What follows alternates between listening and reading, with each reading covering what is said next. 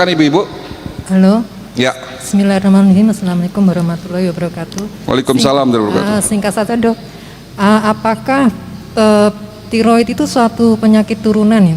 Terus kalau misalkan kelenjar tiroid itu udah diambil karena kanker, apakah harus minum obat tirak Ya. terus menerus? Itu aja. Assalamualaikum warahmatullahi wabarakatuh. Waalaikumsalam warahmatullahi wabarakatuh. Apakah penyakit tiroid adalah penyakit turunan? Semua penyakit selalu berhubungan dengan genetik.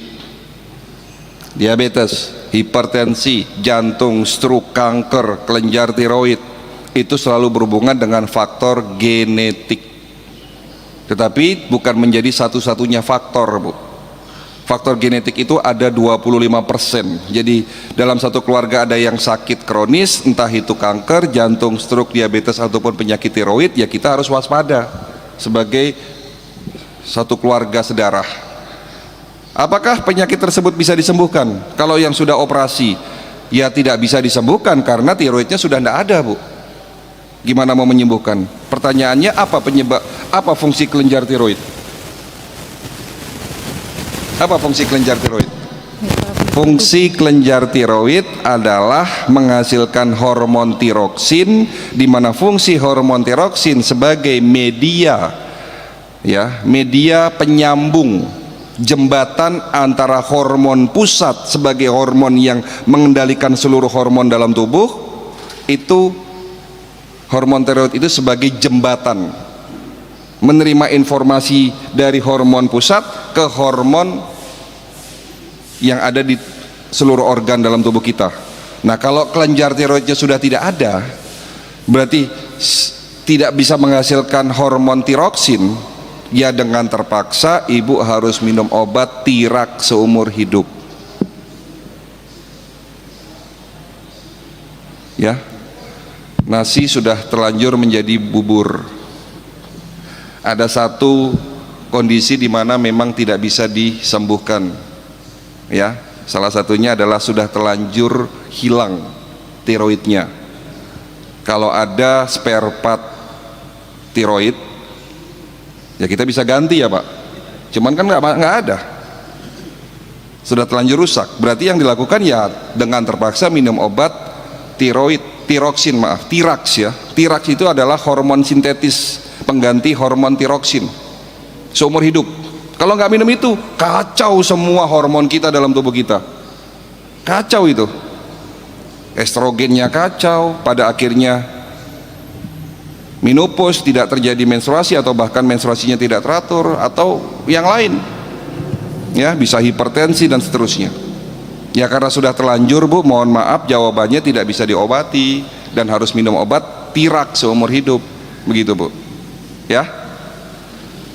Nah, inilah pentingnya mencegah lebih baik daripada mengobati.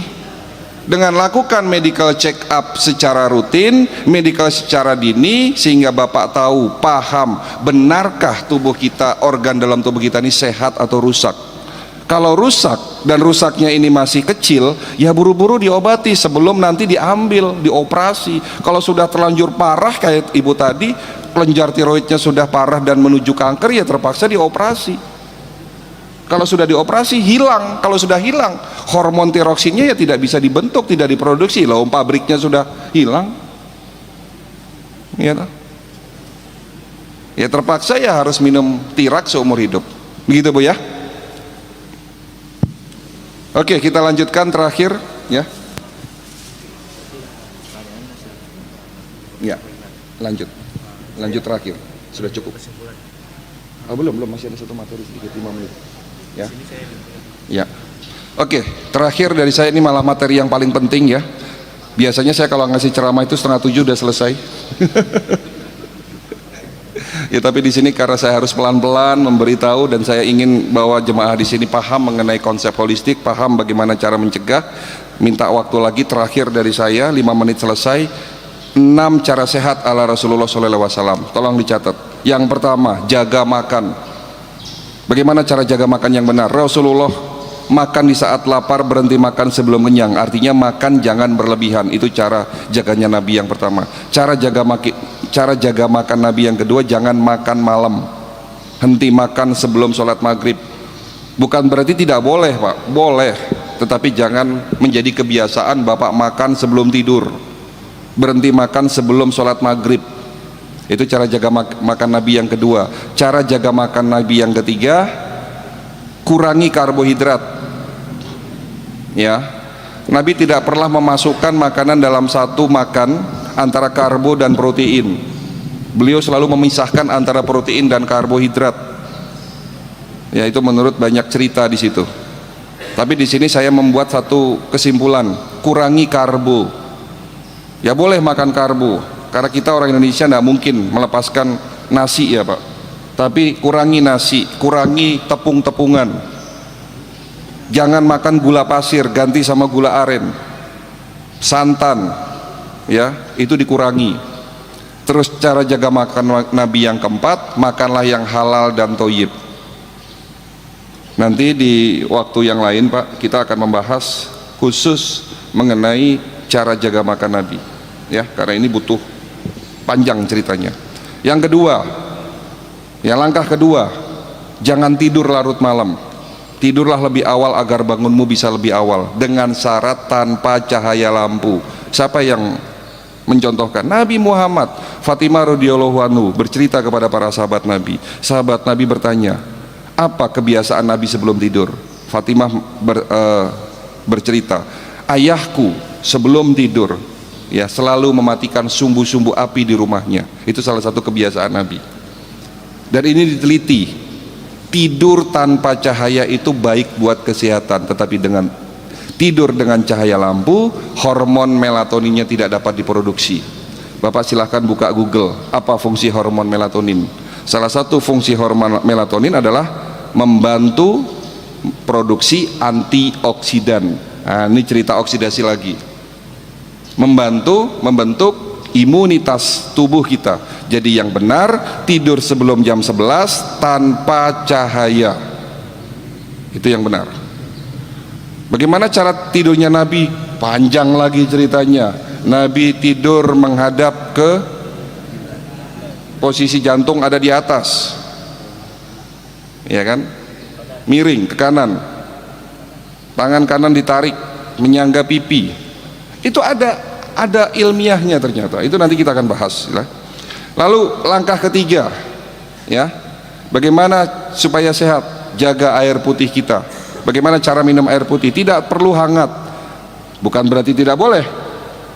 Yang mau minum air hangat silahkan, tetapi jangan minum air dingin. Itu yang tidak boleh. Pagi hari minum air seperti ini dengan suhu kamar, ya. Bangun pagi 1 gelas, 2 gelas boleh nggak dok? Boleh. 3 gelas boleh nggak? Boleh. Silahkan. Perbanyak minum di pagi hari. Sampai maghrib pastikan sudah 10 gelas. Tapi poinnya di sini, tolong perhatikan poinnya di sini. Malam menjelang tidur, 1 jam sebelum tidur, jangan terlalu banyak minum. Bapak minum sebelum tidur 1 gelas, 2 gelas, ginjalnya malah rusak. Di sini yang kadang-kadang tidak tahu nih, betul? Ini yang kadang-kadang tidak tahu. Yang penting banyak minum, ginjalnya sehat. Salah Pak. Ya, banyak minum pagi hari bagus, tapi malam hari banyak minum, ginjalnya malah rusak. Itu langkah ketiga. Langkah keempat, puasa. Untuk materi puasa sekali lagi nanti akan saya berikan di bulan Ramadan. Nanti ada 10 manfaat puasa dari sisi kedokteran holistik. Kita skip dulu ya. Jadi langkah keempat, mau sehat puasa. Langkah kelima, ada satu hadis dari kutipan hadis yang berbunyi, di dalam tubuhmu ada segumpal daging, dan jika segumpal daging itu rusak, maka rusaklah seluruh tubuhmu. Tetapi jika segumpal daging itu sehat, maka sehat pula tubuhmu. Apa itu segumpal daging? Hati. Langkah kelima, jaga hati. Iri, dengki, sombong, takabur, suujon, marah-marah, takut, itu akan menurunkan imunitas, daya tahan tubuh kita. Kalau daya tahan tubuh kita sudah turun, pastinya sakit. Iri, dengki, sombong, takabur, marah-marah, takut akan menyebabkan hormon kortisol naik. Hormon kortisol akan menyebabkan oksidasi berlipat 6 kali lipat. Marahnya 5 menit, tolong perhatikan, marahnya hanya 5 menit, daya tahan tubuh kita turun 6 jam. Marahnya hanya 5 menit Pak. Kesel sama orang 5 menit, imun kita, daya tahan tubuh kita turun 6 jam, kena COVID. Nah, itu karena marah-marah. Ya, kemarin ada pasien setelah acara manasik datang ke klinik, rombongan mau diperiksa. Dari sekian banyak orang, 1 orang kena stroke, datang terlambat, pakai kursi roda, sampai di klinik marah-marah karena tidak mau ngantri. Ini sudah kena stroke, si bapaknya marah-marah, Pak. Kira-kira gimana nih? Bisa sembuh enggak? Ya, marah-marah kenapa? Enggak mau ngantri, gitu loh. Saya sudah stroke, harusnya saya didahulukan, dok. Enggak bisa, saya enggak mau ngantri.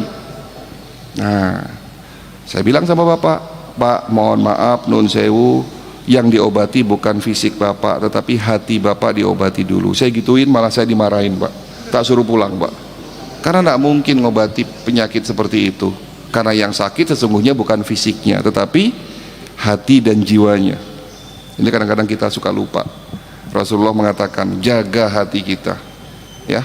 Oke, itu langkah kelima, menjaga hati. Langkah keenam, olahraga teratur terukur sesuai umur. Nabi waktu muda olahraganya berkuda, memanah, gulat, tetapi setelah tua olahraganya berbeda. Bapak yang sudah tua, yo jangan main bulu tangkis, Pak, main tenis, main futsal, apalagi rusak badan, apalagi olahraganya malam hari. Olahraga yang benar itu pagi hari, malam hari itu buat istirahat. Olahraga di malam hari, oksidasi meningkat, radikal bebas meningkat, ya. Malam itu ya fungsinya untuk istirahat, dibuat olahraga. Keliru ini. Kenapa olahraga buat usia di atas 60 tahun tidak boleh yang sifatnya kompetisi, melibatkan emosi, hati-hati. Makanya banyak orang kena serangan jantung, stroke di lapangan tenis, lapangan bulu tangkis, ya. Jadi olahraga itu harus teratur, terukur sesuai umur. Itu 6 cara sehat ala Rasulullah SAW. Tambahan 1 dari saya, apa itu kira-kira? Kalau tadi ada 6, jaga makan, jangan tidur larut malam, minum air putih yang cukup, puasa, jaga hati, olahraga teratur terukur sesuai umur. Insya Allah kalau Bapak jalankan mulai hari ini, 3 bulan ke depan level kesehatannya akan meningkat. Tetapi ada tambahan 1 dari saya, dari dokter-dokter di dunia, dari metode holistik, yakni medical check up sebelum sakit. Itu jawabannya.